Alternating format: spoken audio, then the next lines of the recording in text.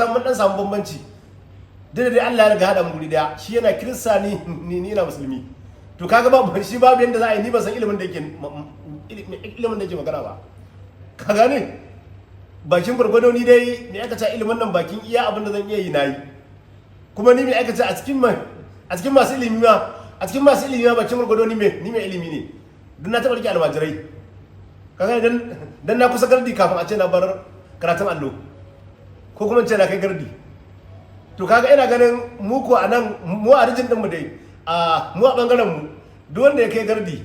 ai kaga ba za ka ce masa amma dai ban san mai ilimi ba da yawan mutane suna faɗin wannan kin ka kama shi me aka ta ko alimtar kai ba zai kai maka ba alamtar kai ba zai iya ba amma wai ya ce maka wai kai jahili ne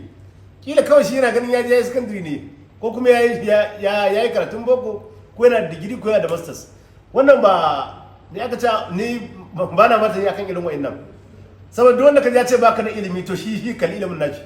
ka gane shi kuma wannan kaga mun samu bambanci da shi me aka ce shi ina ganin bai sama mai ilimi ba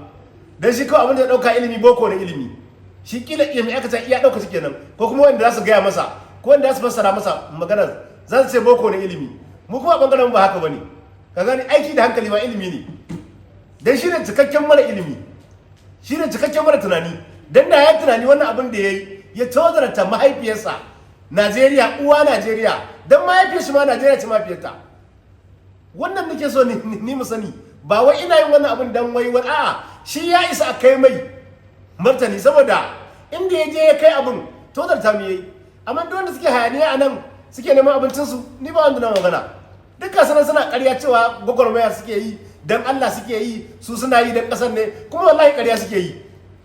dukkan su wasu 'yan siyasa ne suke ba su kuɗi